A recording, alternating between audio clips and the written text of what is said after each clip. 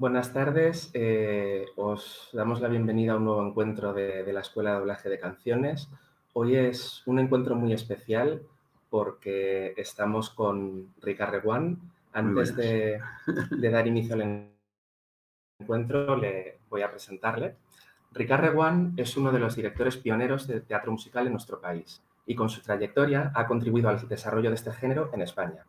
Ha dirigido títulos emblemáticos como Chicago, West Side Story o Germain Cézanne, y también ha creado musicales como Cuando Harry encontró a Sally.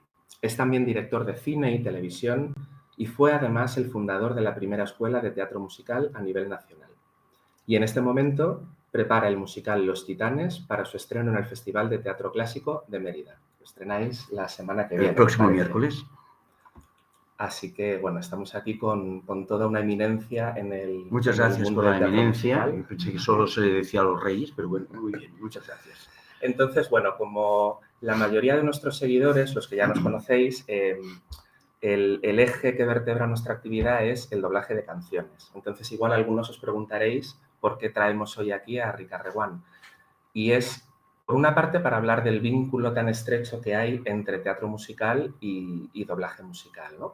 Entonces, a mí me interesa poner de relieve, y vamos a empezar hablando de esto, cómo Ricard, en sus inicios, generó una cantera de profesionales muy importante, de los cuales muchos terminaron o empezaron dedicándose al doblaje, ¿no? Entonces, yo creo que podemos empezar hablando de un poco de este tema, ¿no? ¿O qué recuerdas tú de esa época? Bueno, Estamos hablando de los 90, ¿no? De los 90, yo empecé haciendo un musical, bueno, hice unos cuantos, pero el que más funcionó se llamaba Memory, como la canción de Cats, ¿no? De Andrew Lloyd Webber. Y fue el primer espectáculo en donde habían trozos, canciones de varios musicales, tanto de Broadway como de Londres. Canciones que nadie conocía, porque como no se habían visto nunca los musicales y no era una época donde la gente iba ni a Broadway ni a Londres con la asiduidad de ahora, pues claro, no conocían la mitad de las canciones. Entonces me venían a preguntar a mí que cómo podían encontrar el disco o cómo podían saber dónde encontrar la partitura de esta canción que nosotros, pero canciones como The Music of the Night del Fantasma de la Ópera, pero no la conocían porque no era conocido en aquel momento. O He soñado que era feliz de Los Miserables, o Anything Goes de Cole Porter. O sea, nadie sabía nada de eso. Y ahí empezó una especie como de interés por el musical en Barcelona. Esto se inició allí. Bueno, yo en el espectáculo este, que fue de los primeros que hice de musicales, tuvo un éxito tremendo. Estuvimos 3 años llenando el Teatro Tívoli de Barcelona, que eran 2.500 localidades llenas cada día. 2.500. O sea, no es broma. Y gracias a eso, pues ahí empezaron a nacer una serie de elementos que no existían, porque no existía el musical propiamente dicho, como el que adaptaba las letras de las canciones. Entonces yo era muy amigo de un novelista, del cual hice una película de su novela, que era Albert Masgriera. Y con Albert Masgriera, que ya había trabajado antes en un musical en Germain Cézanne, pues, y en algún otro, el Rocky Horror Show creo que también estaba. Hizo las letras él. Las letras él. Hizo las letras él y de Memory, de todas las canciones que hacíamos, también se las encargué a él. Porque además era músico, con lo cual a mí me iba muy bien, porque sabía muy bien cómo no poner acentos cruzados, que es una cosa que yo odio absolutamente. No alargaba sílabas para que sonara mejor, eso es algo que también odio, porque me parece que no es natural ni normal. Entonces, al ver que era músico y además era profesor de literatura inglesa, castellana y catalana, era el hombre perfecto para hacer esto. Entonces hicimos una prueba y sí, debo decir que cuando llegaron los grandes musicales aquí, por ejemplo, Mamma Mía, que yo fue uno de los que trajo a Stage Holding a España, me pidieron quién podía hacer las traducciones de Mamma Mía. Y yo enseguida le ofrecí a 2 personas, a Albert Masgriera y a Guillermo Ramos, que eran con los que yo trabajaba habitualmente. Y Guillermo Ramos venía del mundo del doblaje, pero también había hecho adaptaciones al castellano, sobre todo, de musicales para mí, como 7 novias para 7 hermanos o Cantando bajo la lluvia. Entonces, los americanos o los ingleses cogieron a Albert Masgriera. en aquel momento, pues que les parecía que era más joven, más desenvuelto, y lo cogieron para hacer Mamma Mía. Pero él empezó con Memory. Y entonces el director musical que yo tenía en Memory era un hombre maravilloso, un hombre basqueado en 40.000 orquestas, programas de televisión, sintonías de televisión. La primera sintonía que se escuchó en la televisión de Cataluña fue suya, que se llamaba Jordi Doncos. Y estaba de director musical conmigo en casi todos los musicales que yo hice, prácticamente, excepto el primero, en todos los demás. Y entonces, Jordi, que era un hombre maravilloso, le encargaron hacer la primera adaptación al castellano, no al latino, porque os acordáis que las canciones de la Disney venían en latino y todos hablaban en latino. Entonces se inventaron o quisieron probar la posibilidad de qué ocurría si se hacían en castellano, incluso en catalán. Pero en castellano el primero que lo hizo fue Jordi Doncos. Hicieron una prueba, un casting, y sí, lo dieron porque era un hombre que sabía mucho de música y además había hecho doblaje también. Bueno, y él empezó a hacer doblaje. Sí, la dirección. La dirección de doblaje de las canciones de la Disney en castellano. Las primeras se hicieron en castellano, no en latino.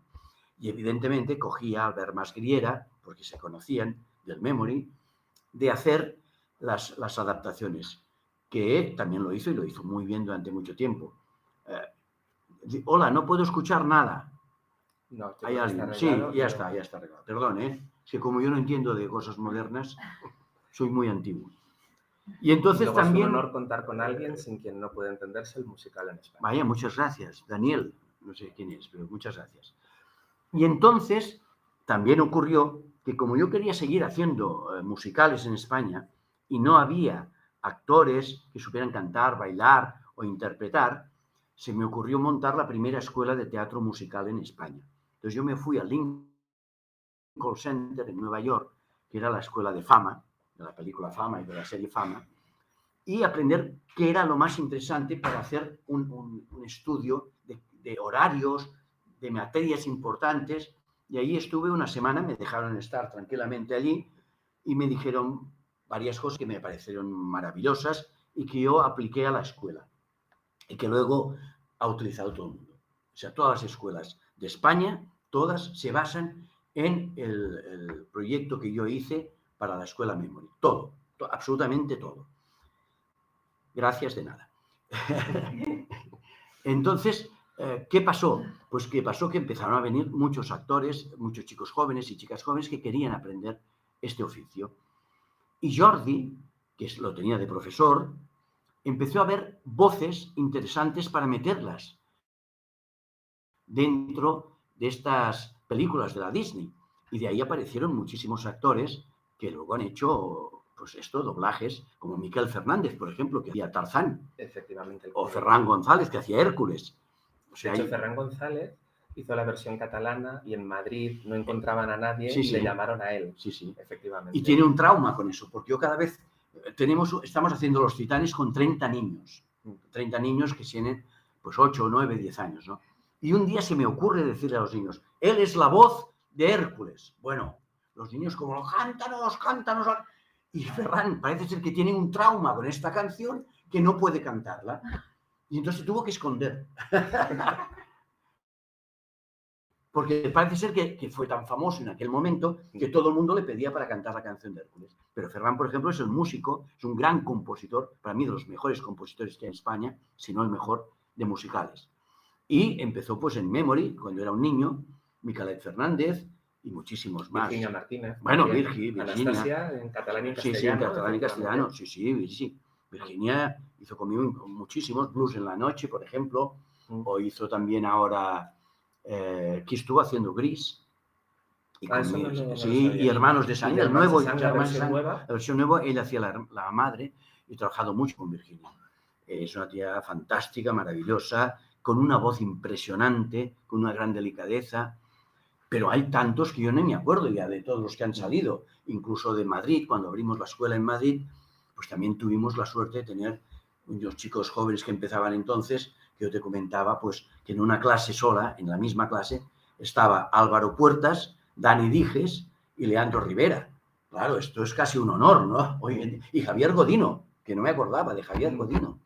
Claro, digo, pero hoy viendo a la distancia, digo, pero esta gente hoy son primeros matadores, son primeras figuras. Sí. El que ha quedado retrasado soy yo. Pero ellos son fantásticos.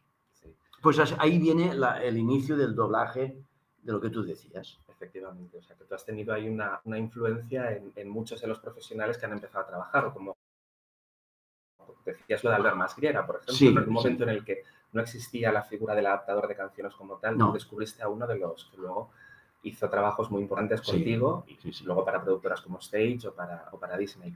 Ricard, ahora que se están reestrenando tantos musicales como Chicago, pues a Historia hace poco, Cantando bajo la lluvia, musicales que tú hiciste por primera vez y que ahora son producciones que parece que mucha gente no recuerda, ¿no?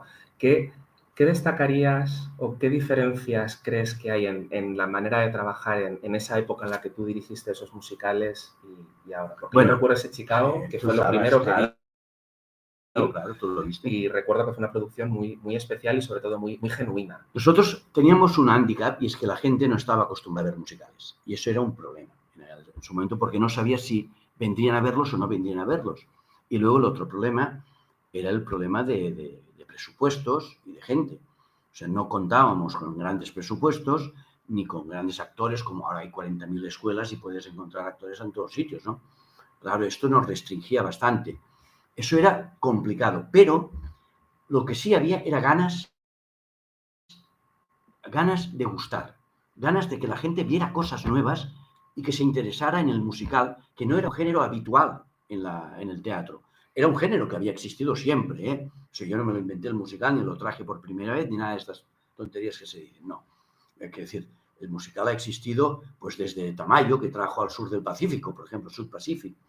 Y luego vinieron Los Miserables, que también lo trajo Tamayo, pero Alberto Closas pues ya había hecho musicales italianos como El cumpleaños de la tortuga, pero se hizo también Jesucristo Superstar en su día, con Jaime Azpilicueta o Evita. O sea, sí habían musicales, sí, pero eran puntualmente. O sea, la cartelera no abrías el periódico y decías, a ver, ¿qué musical voy a ver hoy? No, había uno y se acabó. Y cuando dejaba de existir ya no había más.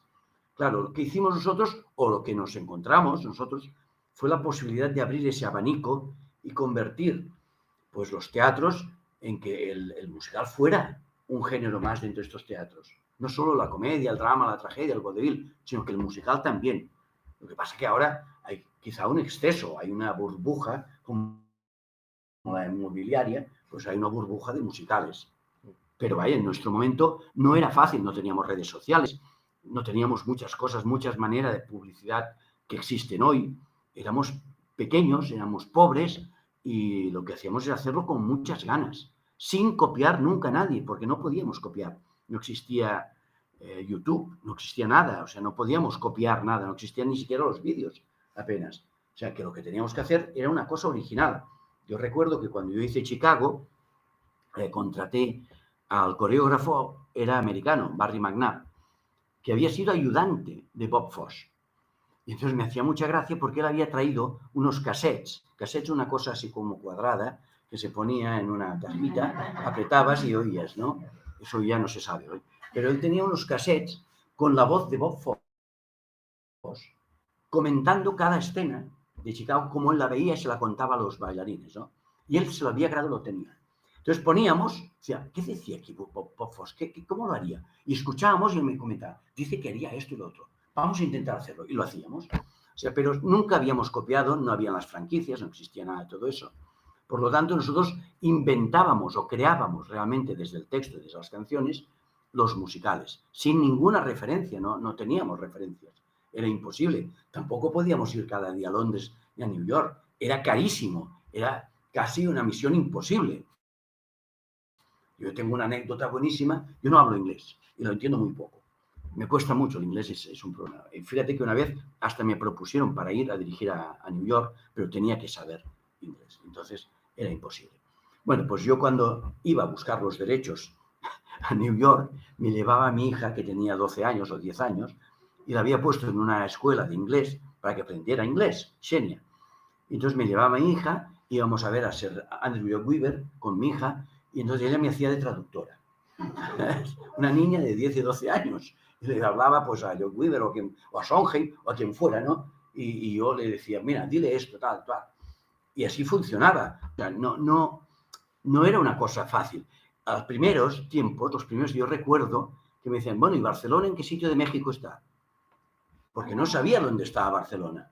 Y llegó un momento que yo hacía tantos musicales en Barcelona que me dijeron, esto me quedó grabado cuando compré los derechos de West Side Story. Me dijeron, a partir de ahora, Broadway se llamará Broadway por la B de Barcelona.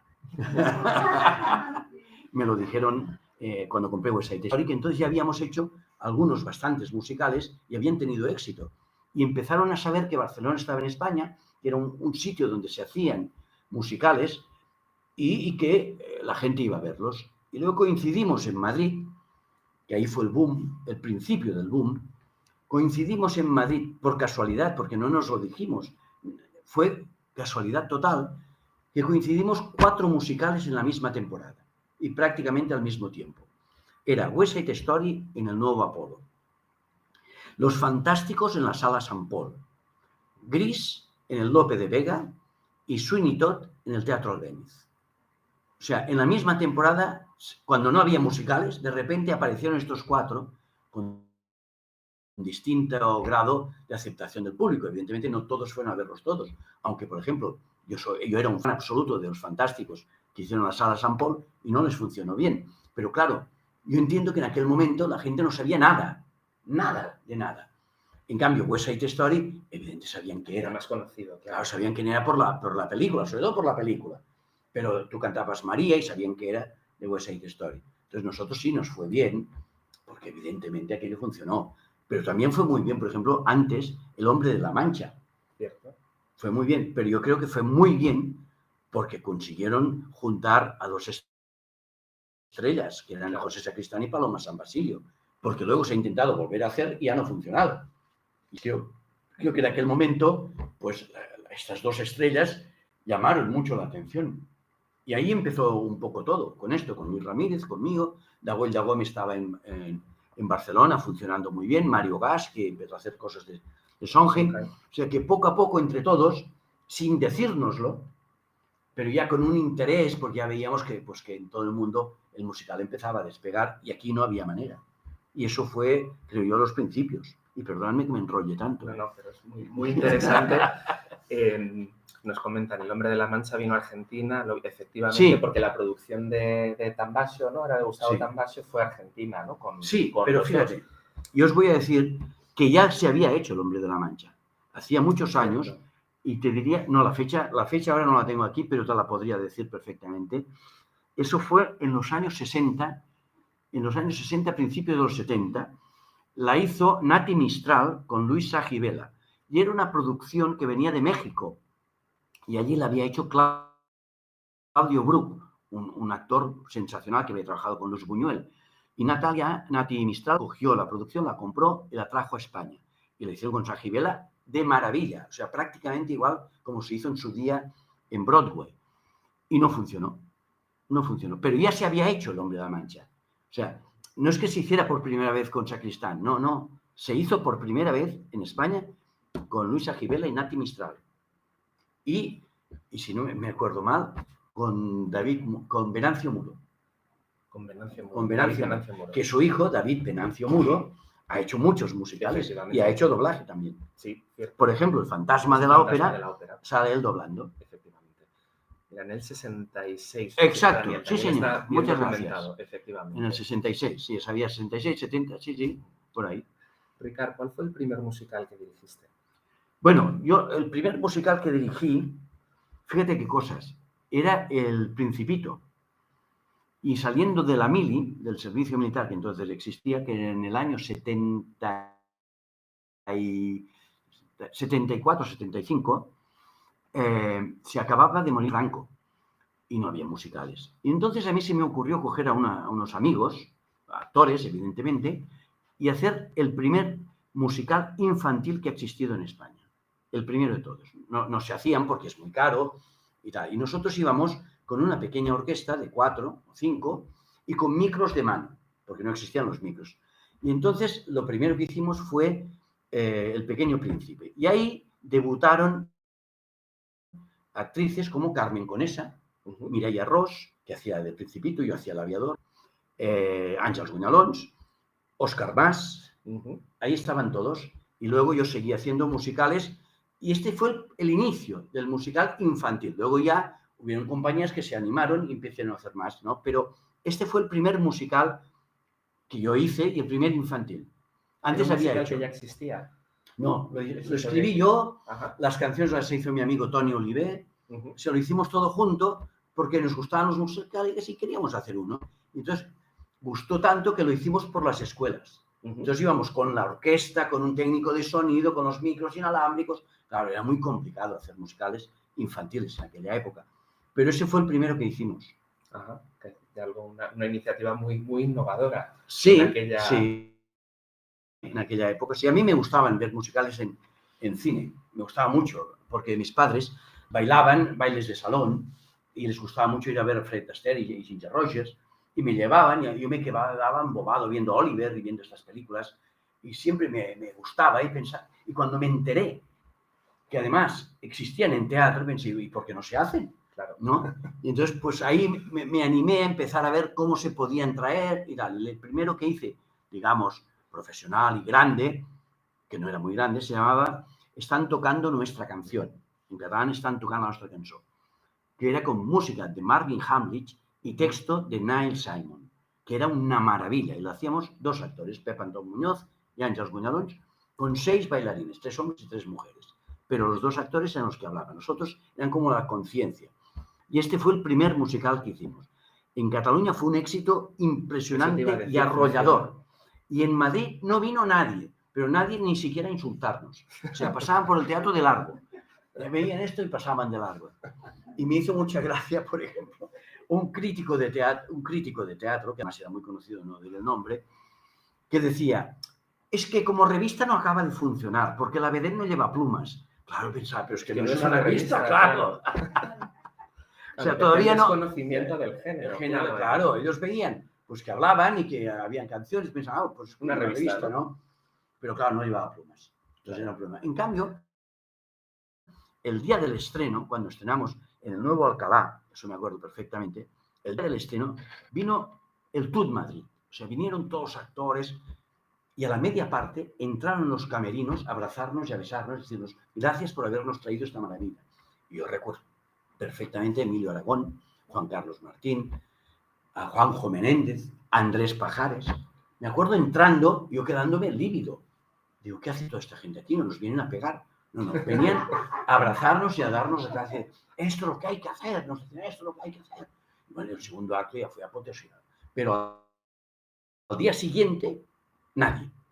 5 o 6 personas, nadie. Fue un fracaso en Madrid. También en Barcelona fuimos 2 veces, llenamos el teatro siempre. No, pero el musical lo hicisteis en catalán y en castellano, ¿no? Claro, en castellano además la versión castellana era de José María Pou. Es verdad. La versión castellana la hizo José María Pou, porque era un loco de los musicales y fue uno de los que me aconsejó hacer este musical. Porque yo buscaba un musical pequeño que lo pudiéramos hacer, pudiéramos llevarlo de gira. Y me dijo, hay uno, ¿qué tal? Entonces compramos el texto, lo tradujimos, compré el disco y yo lo compré en italiano, porque existía el disco de la versión italiana, que lo había dirigido Gigi Proietti, al que conocí años después. Y, claro, yo en italiano podía entenderlas, en inglés no me enteraba de nada, pero en italiano podía entender las letras y me parecían geniales. Y luego, claro, Marvin Hamlisch, que había hecho The Way We Were, A Chorus Line, pensaba, este hombre es una maravilla.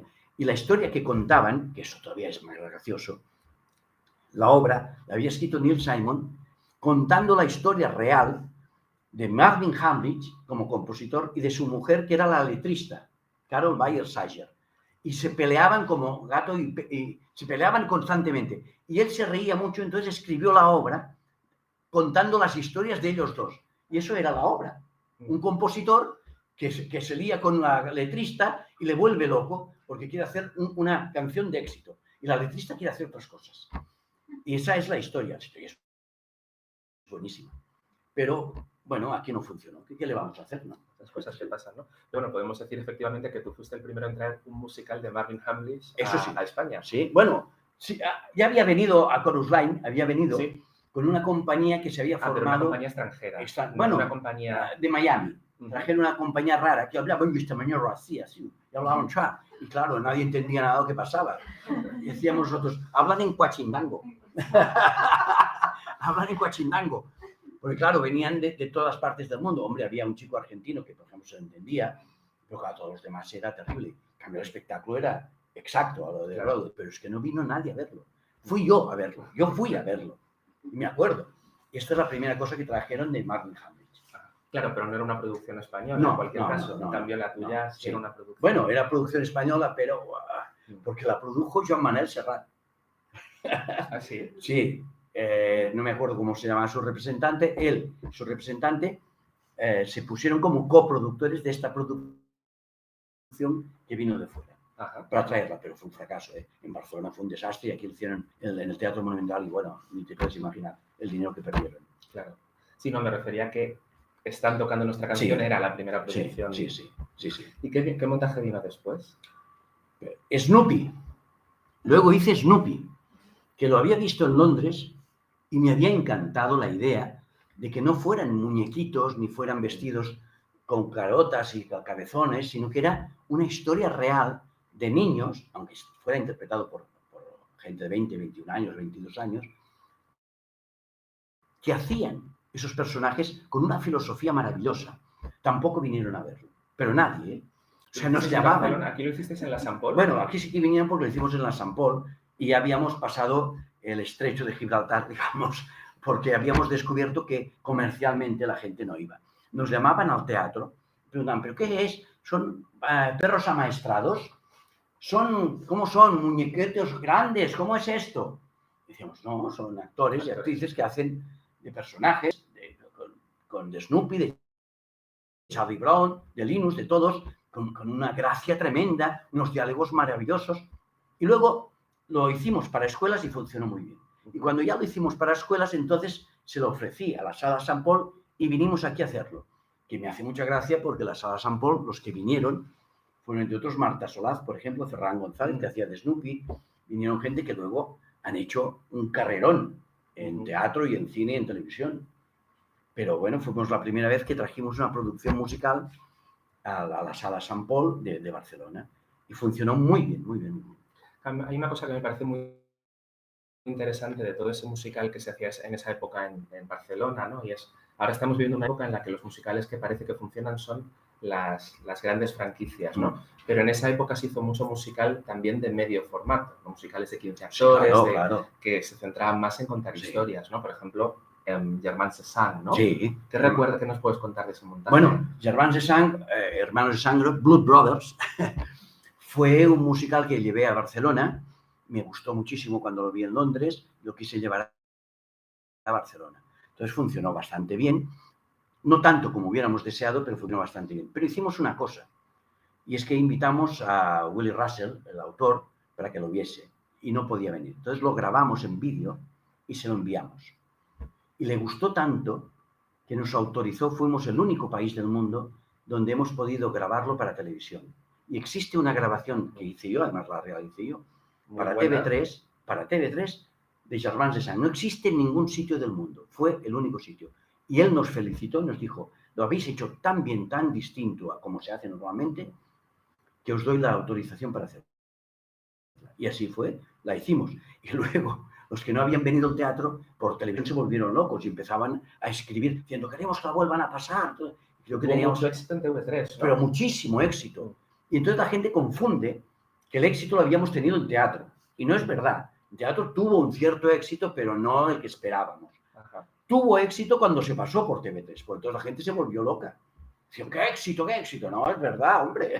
Sí, porque además, efectivamente, musicales grabados en castellano o en catalán, en esa época existían muy pocos. Existen muy pocos ahora, en esa época menos aún, ¿no? Nosotros conseguimos grabar, están tocando nuestra canción en catalán. Ajá. También nos dieron los derechos Neil Simon.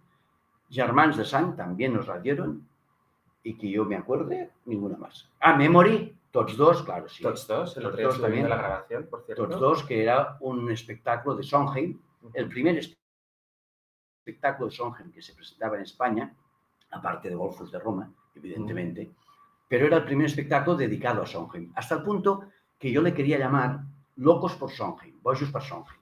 Ajá. Entonces fui a New York a hablar con Sondheim para pedirle el permiso. ¿Hablaste con él? Sí, y me dijo que no podíamos de ninguna manera poner su nombre al título, porque entonces se encontraría que todo mundo le pediría a él para poner su nombre a todos los espectáculos, así de revista, porque eran trozos de musicales distintos, y él no y si ponía su nombre tenía que revisarlo todo. Muy simpático, muy agradable, decir, mira, no pongas mi nombre y haz lo que quieras. Y entonces lo que hicimos, se llamó Tots dos, que es All Friends, una canción de Sondheim, sí. y fue un gran éxito, y la grabó TV3, estuvimos mucho tiempo en el Teatro Tivoli y en el Borràs, y estas fueron las que yo grabé, que yo recuerde, no que recuerdo que hayamos grabado muchas más. Pues entonces ya se fue complicando, porque pedí para grabar, creo, Rocky Horror Show, pero los derechos estaban repartidos en mucha gente. O sea, no era solo Richard O'Brien el que tenía los derechos, sino que había el actor que lo había hecho, que había compartido los derechos, una de las actrices, y para ponerse de acuerdo era muy difícil. Entonces ya lo dejamos estar. Pero sí que intentamos con algunas cosas y no lo conseguimos. Comentabas antes, hablando de Germain Cézanne, que Willy Russell os había felicitado por hacer un montaje distinto en algunos aspectos, ¿no? Yo creo que ese es otro aspecto muy interesante sobre cómo se hacían ciertos musicales en esa época, que no eran una reproducción exacta, o como dice Sondheim, ¿no? Que a él le gusta que sus montajes no sean réplicas exactas, ¿no? Sí, a mí también me gusta. Me gusta ver cosas distintas. ¿Qué hicisteis en Germain Cézanne que lo diferenciara? Bueno, recuerdo el tema del narrador, ¿no? El narrador existía. Sí. El narrador existía, pero no tenía ninguna referencia con los actores. O sea, el narrador era un narrador que aparecía, hablaba al público y se iba. Y lo que nosotros hicimos, gracias a Joan Crosas, que era el que lo hizo, porque aportaba mucho, los actores aportan mucho conmigo, porque me gusta mucho que ellos sean parte del espectáculo. Yo no soy el Dios que lo crea todo y el pensamiento. Creo que esto es una cosa de conjunto y lo tenemos que hacer todos. Y con Joan Crosas llegamos a la convicción de que no solo es el espectador, sino que es el alma del espectáculo de todos ellos. Y entonces él se involucraba en los personajes, los lanzaba, los tocaba, los unía, hacía todo eso que no ocurría en el original. Por ejemplo, eso le gustó mucho a Willy Russell, hasta el punto que él luego lo ha utilizado. Porque, claro, a veces no se te ocurre, se le ocurre a otro, y que en este caso fue a nosotros, claro, que pensamos, esto está bien, que este hombre no solo sea un señor que pasa por ahí delante, sino que sea un señor que forma parte del espectáculo. Y eso gustó mucho. Luego, la mujer, que lo hacía Àngels Gunyalons, no era una mujer mayor. Siempre lo había hecho una mujer mayor, siempre. Lo había hecho Petula Clark, Kiki Deans, mujeres de 50, 60 años. Y nosotros lo hizo una mujer de 35 años. Con lo cual, cuando era joven, tenía toda la lógica del mundo. Claro. Y el segundo acto, cuando representaba que tenía 50 años, le ponías una peluquita y parecía una mujer de 50 años, pero al revés era muy distinto, muy difícil. O sea, una mujer de 50, hacer de una jovencita de 22, no colaba. Eso le gustó mucho. Y luego le entusiasmó cómo lo hacía Roger Pera. Roger Pera hacía El chico joven. Y era su primera gran actuación que hizo en teatro. Y se volcó. Y además es que tiene un talento impresionante. Para mí es de los mejores actores que hay en España. Y hizo una creación brutal que Willy Russell se quedó alucinado, porque pensaba, pero este tío, ¿de dónde lo habéis sacado? Eso me pasó con Snoopy. Snoopy, vinieron los que siguen siempre todo lo de Snoopy, porque lo controlan todo, que no haya nada que esté fuera de lugar, que no haya nada erótico, cosas así. Entonces vinieron a ver Snoopy y Woodstock, el pajarito, sí, lo hacía Martí Galindo, el señor Galindo de Crónicas Marcianas, sí, que era muy amigo mío.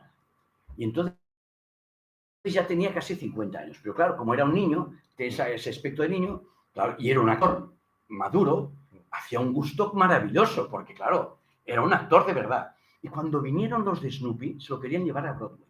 Y le dijeron, este tiene que venir con nosotros, esto es un hallazgo tremendo. Y él dijo, no, yo no me muevo de mi casa. Pero sí, se lo querían llevar porque estaba fantástico.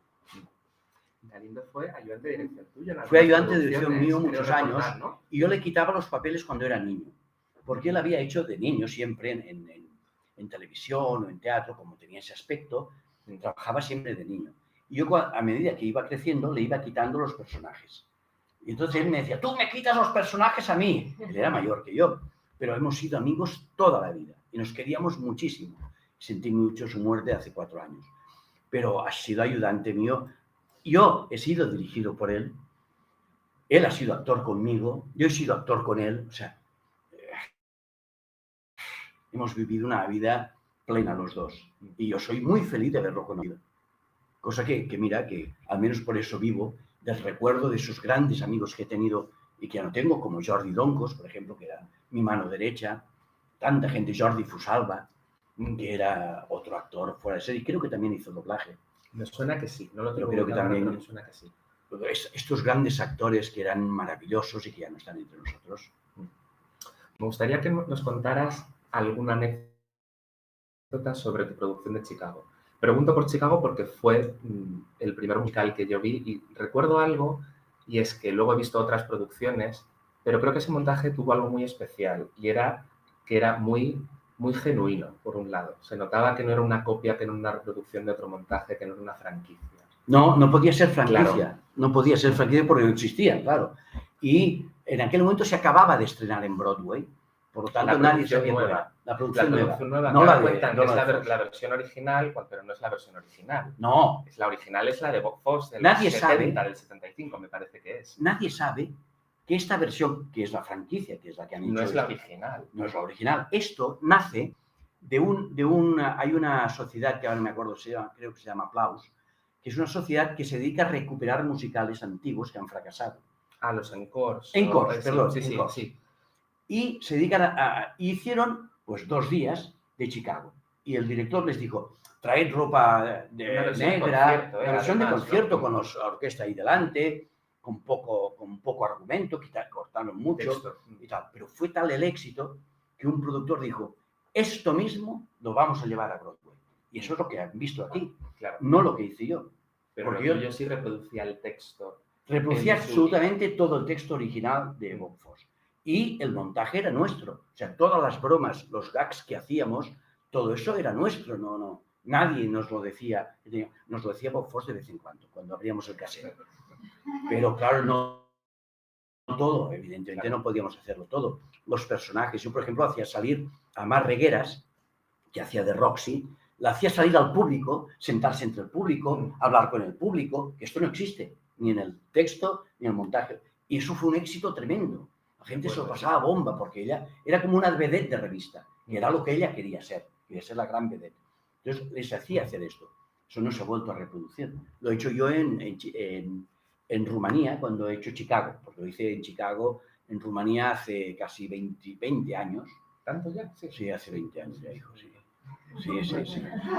Ya hace 20 años, con los grandes actores de Rumanía. Y ahí también... Era una producción además distinta, ¿no? Muy distinta. No replicaste exactamente lo que hiciste aquí. ¿Sí? No, porque ya existía la película. Cierto. Cuando yo fui a Rumanía a hacerlo, ya se había hecho la película. Y entonces yo pensé, claro, si esta gente ama la película, yo no les puedo hacer una cosa minimalista, porque me van a llamar de todo y me van a quemar en la plaza de Bucarest. Entonces, yo se lo comenté al director del Teatro Nacional, que era el que producía el espectáculo. Me dijo, tú pide lo que quieras, porque aquí todos los actores viven del gobierno, o sea, todos están subvencionados por el gobierno, o sea, que puedes pedir lo que quieras. Teníamos una orquesta de 50 personas. Cada número musical cambiaba en el vestuario totalmente. Era muy espectacular. El decorado hacía de todo. El suelo era brillante. Era una maravilla todo lo que hacíamos allí. Y era distinto a lo que yo había hecho, porque claro, ahí había muchas posibilidades, mucho presupuesto, y funcionó durante 5 años. Que es mucho. Es mucho, sobre todo en Rumanía, que hacen teatro de repertorio, claro, y solo hacen cada día una obra distinta. Y hay obras que la hacen una vez cada 3 meses o 4 meses. Pero nuestro Chicago fue tal el éxito que no les quedó más remedio que hacerlo 2 días cada semana. Lo hacían el domingo y el lunes, para no tener que cambiar el decorado. Dejarlo ahí siempre. Y durante 5 años lo hicieron los domingos y los lunes. Que eso era, bueno, no ha vuelto a ocurrir nunca más. Eso fue tremendo, eso fue una maravilla. Gracias también a que vinieron a verlo aquí, les gustó mucho y dijeron, pues claro, ¿cómo fue el...? Porque vino el director del musical, del Teatro Nacional, a verlo, y se quedó con mi nombre, me saludó y tal, venga usted su nombre y tal. Y entonces, cuando vieron la película, el hombre dijo, este que lo ha hecho en España lo puede venir a hacer aquí. Entonces fue cuando se pusieron en contacto conmigo, que lo hicieron con burofax, porque no existían ni los emails ni nada. Lo hicieron por fax, yo tenía un burofax en casa, ¡paf! ¿Te encontraste eso? Me encontré eso y me quedé, pero me están tomando el pelo. Y no, era verdad. ¿Y cómo el proceso de dirigir? Bueno, no es muy distinto dirigir en ningún sitio. En ningún sitio es grande. Me refiero por el tema del idioma. No es complicado. No, porque he dirigido en muchos idiomas. Y no es complicado, porque hay un idioma internacional que es el de los gestos. Y nos conocemos todos. Y yo cuando dirijo salgo y hago el personaje, normalmente. Como he sido actor, tengo la gracia o la desgracia de poder hacerlo sobre el escenario, lo que más o menos pienso que se podría hacer. Entonces yo lo hago en el idioma castellano y ellos lo entienden, cogen la idea. Entonces ellos lo reproducen en su idioma. Entonces tú lo reproducías en castellano yo siempre, para que ellos... Sí, yo tengo una ayudante en Rumanía, que es mi socia, que pues decía lo que quería, cómo iba en todo, pero aunque fuera en castellano, entendían lo que yo quería hacer. Lo entendían perfectamente, porque no es muy distinto de un sitio a otro. Todo el mundo de los gestos, el mundo de actuar, no es complicado. Decía Vittorio Gassman, me dijo una vez Vittorio Gassman, que lo recordaré toda la vida, cuando yo dije, pero usted, maestro, es la maravilla, lo hace todo, el drama, la tragedia, la comedia, el vodevil, lo hace todo tan bien. Me dijo, es que en nuestro oficio o todo es muy fácil o es imposible. Y tenía toda la razón del mundo. Muy buena frase. Sí, la mejor del mundo. Bueno, yo creo que podemos pasar a hablar ahora. Hemos hablado de muchas experiencias de Ricard en las que él ha sido pionero. Y ahora también eres pionero en otra cosa, que es la redacción. Sí. Te dejo a ti que lo cuentes. Sí, porque yo he dado clases en varias escuelas, en Madrid, en Málaga, en varios sitios, e intentaba dar historia del teatro musical. Y me daba cuenta de me que... diste clase a mí de historia. A ti también te di, claro. Pero que la gente no conoce ni de dónde procede el musical, ni quiénes han sido los grandes compositores, los grandes creadores, y cómo hemos llegado a lo que estamos haciendo hoy. Y entonces, claro, a mí me sorprendía que no conocieran a Gene Kelly, que no conocieran a Fred Astaire, que no conocieran a Gershwin. O sea, no conocían prácticamente nada, porque son gente muy joven. Y fíjate que ahora que tienen en su mano todo lo del mundo, YouTube, Wikipedia, lo tienen todo, no les interesa mucho. En cambio, nosotros, que no teníamos nada, nos interesaba muchísimo. Pero pensé, debo hacer algo. Y entonces he creado, o estoy creando, que me faltan todavía 3 capítulos, una enciclopedia que englobe todo aquello que es el musical. No solo de teatro, sino también de cine. Porque va muy junto. Y a nivel internacional. O sea, el cine nace gracias a que existe el teatro musical. Y prácticamente todos los grandes musicales de Broadway se reproducían en el cine de la primera época. Y ahora se vuelve a ocurrir. Ahora ocurre al revés. Los musicales se están convirtiendo en musicales. Las grandes películas se están convirtiendo en musicales. Tenemos un año terrible que hubo en Broadway hace 2 o 3 años, terrible, porque todos fueron fracasos, en donde se hicieron Rocky el musical, o sea, Rocky la de Sylvester Stallone, el musical, desastre absoluto. Balas sobre Broadway, otro desastre. Funcionó. Los puentes de Madison, que tampoco funcionó. Presacón en Las Vegas, que no pasó de Boston. O sea, se han vuelto locos cogiendo películas y reconvirtiéndolas en musicales. Cuando antes pues las cogían de novelas, de obras de teatro, de películas, de otras películas, de ideas originales. Hoy en día prácticamente no hay ideas originales. Pero esto pasa también en el teatro normal y corriente, ¿no? Ocurre que los grandes dramaturgos, la gente que tiene ideas, que escribe muy bien, se han pasado todos a la televisión, porque cobran más, evidentemente, ganan más dinero, y ya no hay grandes obras de teatro ni grandes musicales. Hoy en día no ves musicales de decir, qué musical más maravilloso. El último, quizá gran musical es Hamilton. El último gran musical, pero que aquí no podremos ver nunca. No porque no se pueda hacer, sino porque no lo vamos a entender. Hamilton es un personaje ajeno a nosotros. Es de la historia de América, de la guerra civil. ¿Cómo vamos a entender lo que nos están contando y todos los personajes que nos ven? Eso es imposible trasladarlo a España, a pesar de que algún loco algún día lo hará. Pero ¿Se está haciendo en Alemania? En Alemania se está haciendo, pero es que en Alemania se hace todo.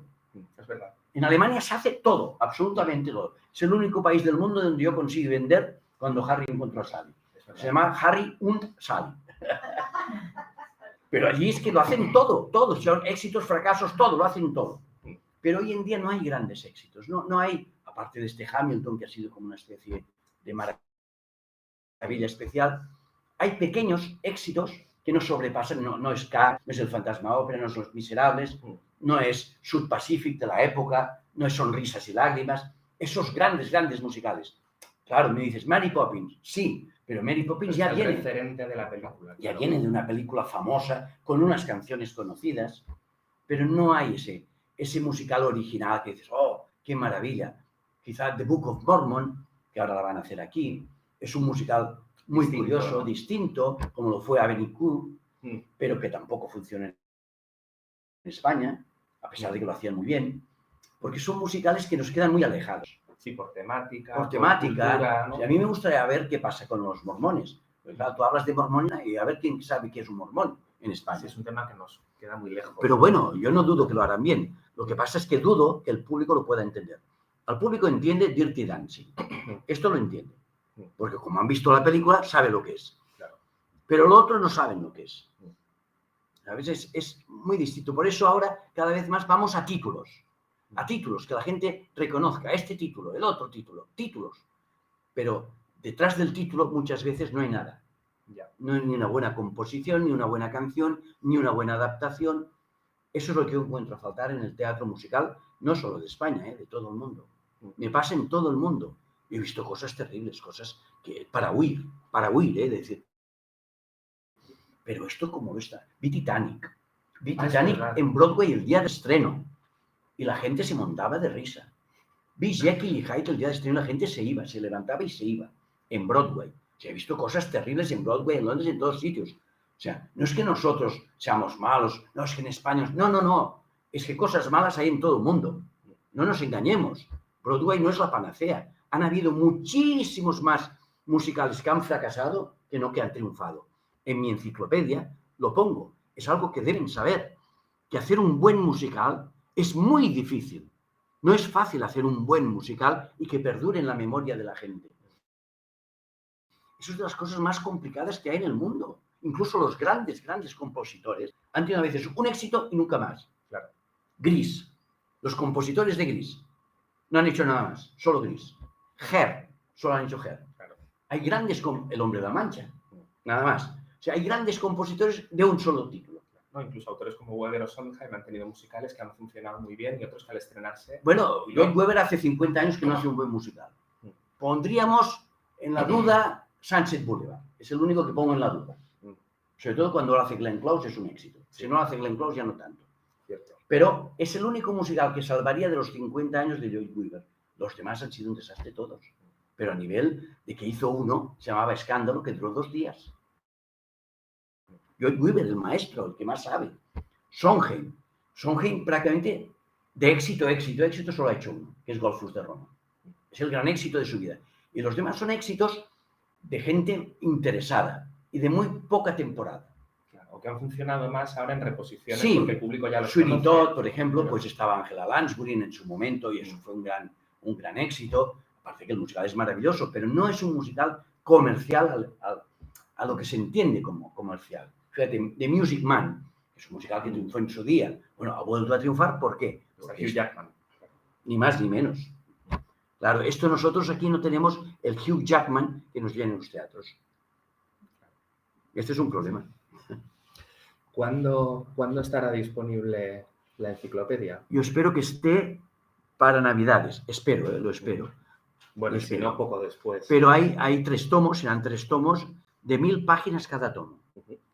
Y hablo de todo, incluso de los fracasos, de los éxitos, desde que empezó con Offenbach, con Gilbert y Sullivan, hasta nuestros días, pasando por George M. Cohan, el padre de los musicales americanos, por eso tiene su estatua en Times Square. George M. Cohan, ese señor que hay una estatua ahí en Times Square y que nadie sabe quién es el padre de los musicales americanos. Pues habló de todos, de su obra, de todas las obras que han habido, o más o menos de todas. Porque claro, abarcar todo es imposible, ni en 3 tomos, ni en 400. Pues ya te digo, hay tantos fracasos que no das crédito a que haya fracasado gente tan importante, no solo como compositor, como actor, como director. Piensas, no puede ser. Sí, es posible. Es posible porque un éxito o un fracaso muchas veces no sabes ni por qué es. Bueno, muchas veces no, casi nunca. Darryl Lefezano, que era el productor de Lo que el viento se llevó, productor de cine impresionante, tenía detrás, como aquí tienes tenía un cartel enorme que ponía: en este oficio nadie sabe nada. Y tenía toda la razón. En este oficio, si lo supiéramos, el negocio lo llevaría la Caixa, el Banco Santander, claro, lo llevaría esta gente. Pero como esto es un riesgo, es mejor no mojarse. Nos pregunta Daniel si entiendo que la enciclopedia se va por entradas alfabéticas. No, va por época. Ajá. Normalmente, en principio, va por épocas, desde el principio y siguiendo hasta el final. Va por época. Espero que haya al final, espero porque no lo sé seguro, el típico índice alfabético con todo el nombre. Espero, pero hay tantos nombres que no sé quién será el encargado de hacer esto. Porque es mucho trabajo. Aquí hay uno que habla, que no sé qué, nos lo hemos pasado. Parece que lo que más funciona aquí hoy día son los musicales de dibujos como El Rey León y demás. Bueno, el problema no es El Rey León, es Disney. O sea, Disney tiene una capacidad de convocatoria y de comunicación que no la tiene nadie más en el mundo. Primero, sus películas las ve todo el mundo. Si de esta película haces un espectáculo, pues lo ve casi todo el mundo. Y aún así, han tenido fracasos tan impresionantes como La Sirenita, Tarzán, en teatro, sí, El Jorobado de Notre Dame, el mismo Frozen no acaba de funcionar en Broadway. O sea, ¿por qué El Rey León ha sido la locura que ha sido, o La Bella y la Bestia, o Aladdin, pero los otros no? Siendo la Disney, no lo saben ni ellos lo saben. Claro, que si no sería muy fácil, ¿no? En detrimento de estudios de animación a los que Disney se los come literalmente, es un monopolio. Sí, es verdad. Es verdad, que le vamos a decir, es verdad. Disney es el monopolio, se ha comido el Pixar, se ha comido todo lo que quieras. Sí, ha absorbido. Y ha absorbido la Marvel, ha absorbido Star Wars, ha absorbido todo. O sea, el poder de Disney es incontrolable. Fíjate, en teatro, hacen lo que quieren. Se quedaron la calle 42. O sea, yo cuando iba a Broadway, la calle 42 era un lugar de striptease, de yonkis, de prostitutas. Era terrible la calle 42. Estaba al lado de Times Square. Y hubo un momento, después del Rey León, que la Disney se quedó todos los establecimientos que había en la calle 42. Todos. Y hoy en día son souvenirs de la Disney, teatros de la Disney, todo de la Disney. Fíjate el poder que puede tener. La capacidad de absorción, ¿no? Es impresionante eso, de luchar contra eso, ¿cómo vas a hacer? Yo no puedo hacer volar una alfombra como hacen ellos. No tengo los millones. Cuéntanos, ahora estrenas Los Titanes. Los Titanes. Cuéntanos un poco de dónde surge esta iniciativa, dónde lo vais a hacer. Bueno, Los Titanes es un musical en la que la música y la letra son de Ferran González y Xenia Reguant, que es mi hija, por otras cosas, y que yo he escrito con ellos dos. Esto es para mí mi epílogo. O sea, yo creo que voy a acabar mi carrera, porque nunca, como dice James Bond, nunca digas nunca jamás, pero creo que voy a acabar mi carrera como director de musicales, al menos, con estos Titanes. Es como mi legado, mi testamento final. Los Titanes eran unos seres que existieron a raíz de que se unió Gea y Urano y crearon la Tierra. Sus hijos fueron los Titanes, que fueron los primeros pobladores de la Tierra. Y eran inmortales, pero hubo una serie de problemas con los dioses y para volver a estar encima de la Tierra, tuvieron que perder la inmortalidad y convertirse en mortales. Y hoy en día todos somos titanes. Nosotros descendemos de titanes, somos titanes. Y si no, fijaos en la palabra, en la misma palabra. Yo creo que cuando hablo de mi padre, de mi madre, de tu padre, de tu madre, son titanes. Habernos subido a nosotros, haber conseguido educarnos, es un trabajo titánico. Igual como el que hicieron en su día los titanes, para poder volver a ser humanos. Entonces, esta idea de que la titanía, de que la gente es un genio, son talentos y los demás somos casi caca, no, todos en nuestra pequeña proporción somos titanes. Y eso es lo que yo quiero dar a entender en este musical, en que habla pues de todo, de Egea, de Uranus, de Zeus, de todos los dioses, de la titanomaquia, que fue la guerra que tuvieron los dioses con los titanes, de su vuelta a la Tierra, y de por qué, de todo eso que es una leyenda urbana, que es una leyenda mitológica, por qué hoy en día ha quedado esa palabra que se llama titán. ¿Por qué ha quedado? Precisamente por eso, porque hicieron unos trabajos infrahumanos que han quedado en nosotros y nosotros lo seguimos haciendo, aunque no nos llamemos titanes, aunque lo somos. Esa es la idea de los titanes, aunque es un espectáculo divertido, ameno, con canciones, con 30 niños, con actores fantásticos, con Ramoncín, con Dani Dijes, con tanta gente maravillosa que tengo a mi alrededor y la suerte del productor, Juan Carlos Parejo, y qué te diré yo, y la posibilidad de que nos ha cedido Jesús Cimarro de dejarnos presentarlo en el Festival de Mérida, con aquellas piedras maravillosas que son testigos de los titanes. Entonces, para mi despedida he hecho este testamento divertido, como suelo hacer yo, porque yo casi no me tomo nada en serio, solo mi trabajo, y ni yo me tomo en serio, ni yo mismo. Pero mi trabajo sí me lo tomo en serio, aunque cuando lo realizo intento divertirme, intento que todo el mundo se divierta, porque si hemos escogido este trabajo de hacer teatro, hacer cine o hacer doblaje, si no te diviertes, es mejor irse a trabajar a un banco. Ganas más dinero, es más tranquilo, tienes un horario. Pero si has escogido esto, diviértete, pásatelo bien, no vayas a sufrir. Yo sí he ido alguna vez a dirigir alguna cosa y no me lo he pasado bien, a los 2 días me he ido. Lo he dejado, aunque no tuviera un duro. Es una reflexión. Desde luego, hacer un musical autóctono también es algo titánico porque no se fomenta nada el musical. Nada. Fíjate, he hablado de Ferran González. Ferran González es un señor que es el que cantó lo de Hércules, que ha compuesto uno de los musicales más importantes que se han hecho nunca en España. Se llamaba Pegados. Un musical en otros países, además. No, en todo el mundo. Se ha hecho en todo el mundo. Ha ganado premios en Argentina, en Chile, en México, en Italia, en todo el mundo. Y aquí no lo conoce nadie. Nadie sabe quién es Ferran González. Muy poca gente, los de la profesión y nadie más. Este señor hubiera nacido en Broadway, hoy en día sería Dios. Sería Dios porque es el único compositor realmente excelente. Hay otros compositores. Pero yo, el que veo que entiende más lo que es un musical, es Ferran González. Le pasa como a Lin Miranda.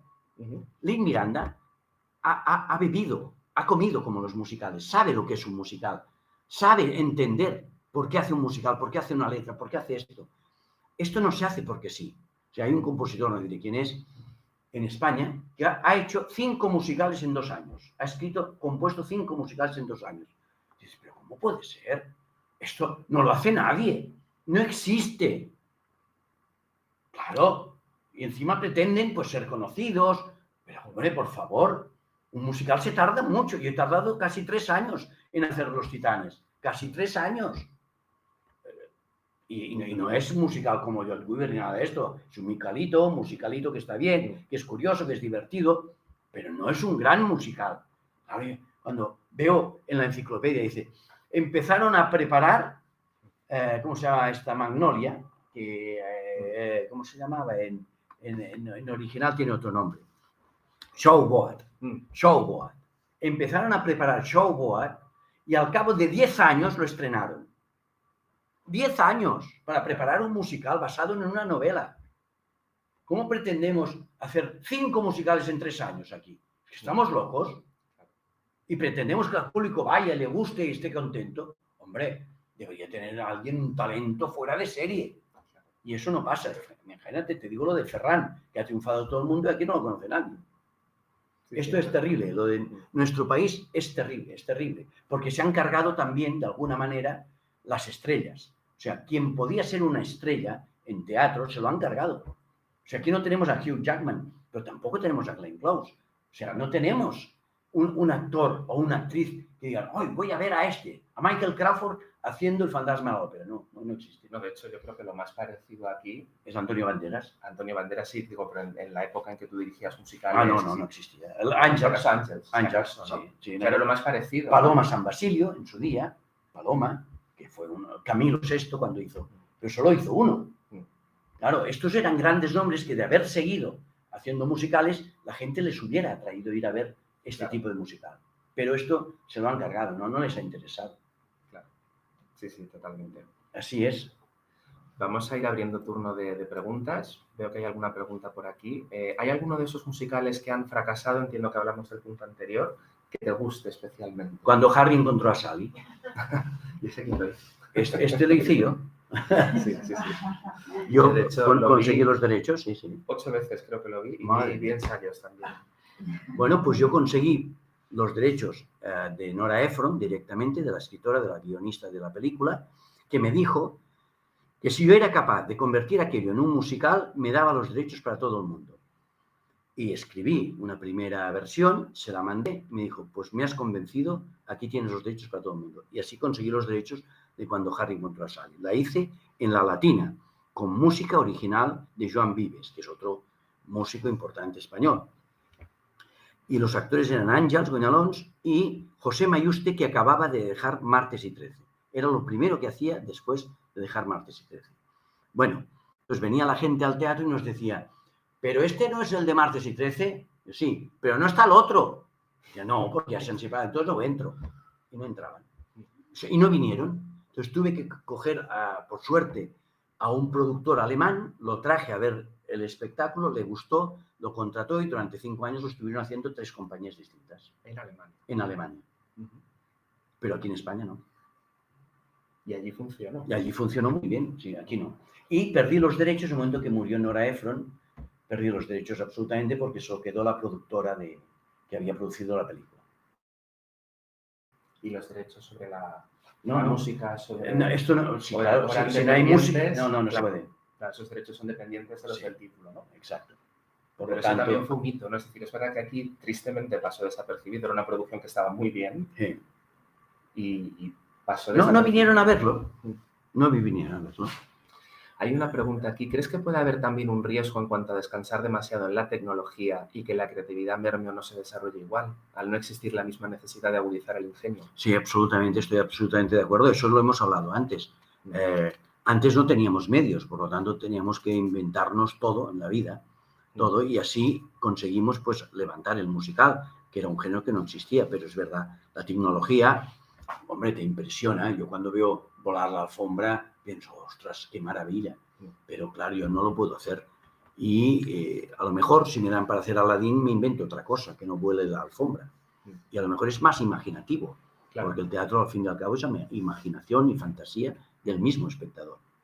Pero es verdad. Hay otra pregunta. Como director, ¿cuáles son las características que tus actores deben tener? ¿Y si el físico importa para ti? No importa para nada el físico. El físico en un musical no tiene importancia, depende también de lo que hagas, ¿no? Claro, del tipo de montaje. El tipo de montaje, el tipo de personaje que busques, depende de todo, pero he trabajado con todo tipo de actores. No he tenido nunca ningún problema en trabajar con actores de distinto a alto, bajo, pequeño, alto, gordo, flaco. No tengo ningún problema. Si es bueno, si da lo que yo espero de este personaje, de este actor que me da el personaje, yo lo contrato sin ningún problema.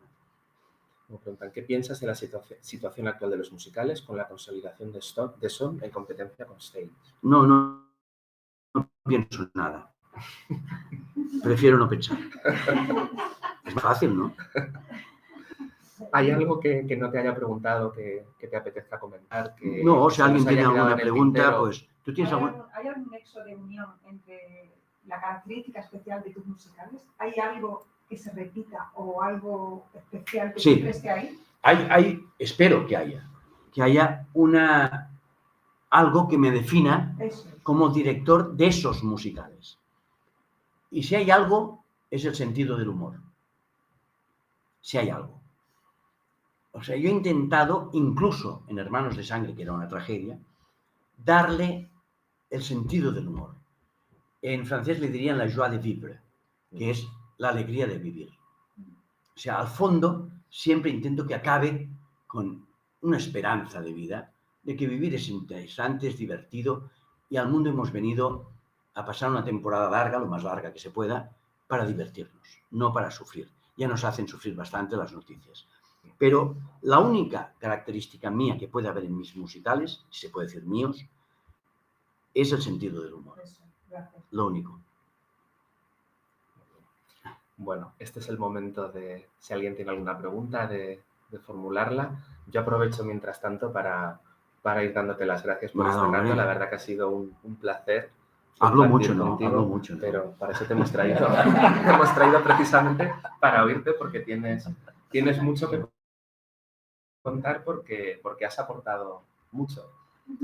Parece que alguien está escribiendo. ¿Crees que actualmente los elencos para teatro musical son elegidos correctamente?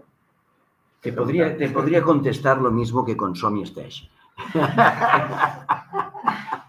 Pero creo que hoy en día la gente está tan preparada, tan preparada, que es imposible no acertar un casting. Es casi imposible, vaya, imposible es todo, pero es casi imposible. Yo la última vez que he hecho un casting para musicales hace muchos años, creo que era para Hércules, si no me equivoco, y buscaba 2 personajes. Se presentaron casi 200 o 300 personas. Y hubo un momento que yo no sabía escoger. O sea, me parecían tan buenos todos que al final quedaron 3 o 4 y lo tuve que hacer a cara y cruz. Porque eran tan buenos que cómo escoges a uno en detrimento de otro. O sea, es una responsabilidad tremenda. Y entonces a los actores, a los que vinieron, les dije, voy a hacerlo a cara y cruz. Para que no penséis que es culpa vuestra. Sois buenísimos, pero tengo que escoger a uno. No puedo escoger a 2. Y lo entendieron y me lo agradecieron. Pero creo que hoy en día la gente está tan absolutamente preparada que yo cuando voy a ver un musical me quedo pasmado de cómo lo hacen. Piensas, pero es que claro, yo esto en mi época tenía a 20, a 15, pero es que ahora hay miles que aparecen ahí. Que además muchos les formabas tú, Sí. ¿no? En México, tristemente, en el teatro de producciones grandes se van por los números de redes sociales y a veces nos quedan a deber los actores y hay veces que nos sorprenden. Bueno, esto es como todo, pero por ejemplo en teatro también ocurre, en teatro no musical. O sea, en teatro no musical también hay una especie de clan o mafia o como llamáis, que son los amigos, trabajan los amigos y ya está. Yo normalmente casi siempre que hago un musical o he hecho un musical, he escogido el 50% de gente con la que ya había trabajado y el otro 50% para conocer gente nueva. Casi siempre, prácticamente siempre. Y para mí ha sido una revelación, porque esos nuevos se han convertido en amigos y luego se han convertido en compañeros y hemos seguido trabajando. Pero siempre intento no menospreciar a los que empiezan, sino al contrario, darles la posibilidad de que empiecen. Esto se está convirtiendo en un problema ahora, porque hay tanta gente que, claro, yo entiendo que a las grandes productoras les apetece más trabajar con gente que ya saben que funciona. Claro, si no asumen esos riesgos que tú sí asumías claro. en tu momento. ¿Cuándo decides tomar ese riesgo de trabajar con gente nueva? Yo creo que has ido contestando a la pregunta. Bueno, sí, hago un casting, normalmente hago castings que a veces no sirven de nada. Pero, por ejemplo, te diré que muchos actores que han trabajado conmigo lo han hecho porque yo he hecho, ¿cómo se llama esto? Talleres de 2 semanas en Madrid, o en Málaga, o en cualquier otro sitio. Y trabajando con ellos he visto la posibilidad que tenían, más que en un casting, que claro, en 1 minuto, en 2 minutos es muy difícil decidir. Pero trabajando con ellos he visto, es bueno, es buena, puede hacerlo. Por ejemplo, te diré, hice Hércules, que fue el primer espectáculo que hice para Mérida, que era un Hércules creado por nosotros, con música de Ferran González, con Xenia. Y el personaje de Hércules lo saqué de un taller que hice aquí en Madrid, porque era un chico fuerte, alto, y además lo hacía muy bien, cantaba, se podía mover, bailaba, interpretaba muy bien, y no había hecho en su vida teatro. Se presentó en el taller porque su novia lo había obligado a ir al taller. Y luego en el taller se dio cuenta que le gustaba mucho y que era su vocación. Y luego ha seguido haciendo teatro. Yo, esto es un poco también el destino, la casualidad. Yo siempre digo una cosa, que mi mayor talento ha sido saber ver el talento de los demás. Este ha sido mi mejor talento. Sí, que es algo muy importante Es algo para importante. el ámbito de la dirección, ¿no? Sí, porque así trabajo menos. Pregunta Daniel Soto, ¿cómo ha sido el trabajo con los traductores de canciones? Y si trabajaban antes con la misma prisa que hoy, en plazos. No, no trabajaban con la misma prisa. Nosotros íbamos más lentos, porque si decidíamos hacer un musical, lo decidíamos un año antes, o un año y medio antes, conseguir los derechos, la traducción, hasta que no lo teníamos todo, no nos lanzábamos, con lo cual teníamos tiempo. No íbamos de culo. Y aparte teníamos la gran suerte, como ya he dicho antes, de tener excelentes traductores que ya tenían experiencia. Albert Masgriera, Guillermo Ramos, que es con los que más he trabajado, o Ferran González, Xenia, pues son gente ya con una experiencia. Entonces, era más fácil entendernos. Claro, yo hoy en día casi no conozco los traductores que hay hoy en día, no he trabajado con ellos y no sé, pero deben ser buenos igual, supongo. Claro, no sé, mientras no me hagan acentos cruzados. Pero los plazos efectivamente eran distintos. Yo Sí. recuerdo la época en que de Memory y tal, ¿no? Cuando empezabas con musical pasaba efectivamente mucho tiempo desde que decías, desde que lo anunciabas o hasta que finalmente se estrenaba. Con lo cual hablamos de plazos distintos, ¿no? O sea, Mucho tiempo. Se hace todo con mucha prisa, ¿no? Bueno, yo ahora, claro, lo último que he hecho es Los Titanes y he estado 4 años, entonces, o 3 o 4 años, digo. Entonces, me lo voy tomando con calma. Sí, pero es como se debería trabajar, ¿no? Bueno, Pues claro, hay que trabajarlo, sí. ¿no? Fíjate, yo trabajo mucho antes, en casa.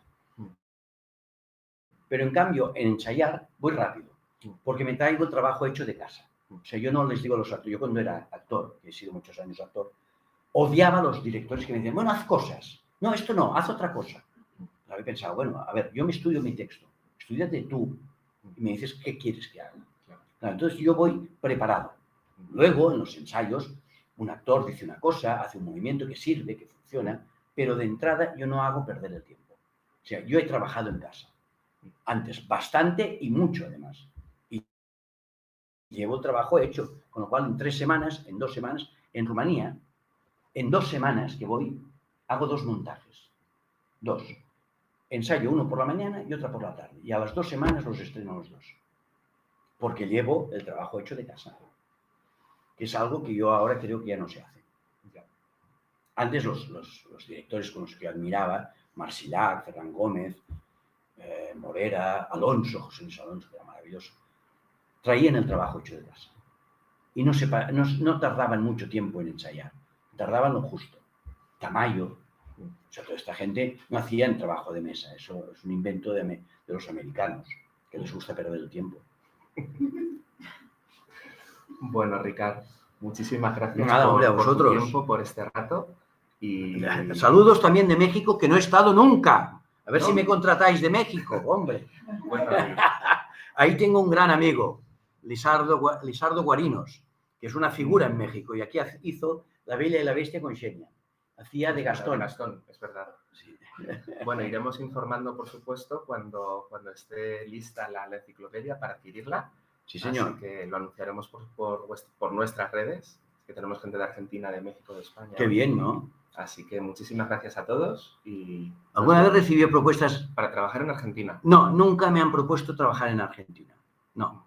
Pero allí utilizan el método Strasberg, utilizan el Actus Studio. Y yo creo que no me entendería con ellos. Aunque he trabajado con argentinos y han sido maravilloso trabajar con ellos y verlos trabajar. Pero bueno, si me contratan de Argentina también voy a ir, no os preocupéis. Muy bien. Pues muchas gracias a todos. Adiós. Hasta la próxima. Hasta la próxima.